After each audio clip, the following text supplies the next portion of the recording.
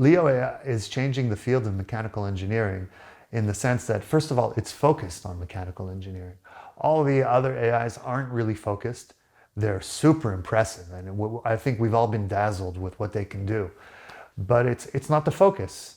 And mechanical engineering is very complicated. It uses very heavy models. So the expectations are different, the demands are different. I recently did it for a retractable landing leg mechanism for a lunar lander. And it took a half an hour. That's really impressive for something that would have taken weeks, or depending on the level of complexity, but from one to 2 or 3 weeks. We all know that every AI tool you have, it's a relationship that you build because it gets to know you as you chat. Now, it's even more important when the focus is on you, on your profession, on what's required.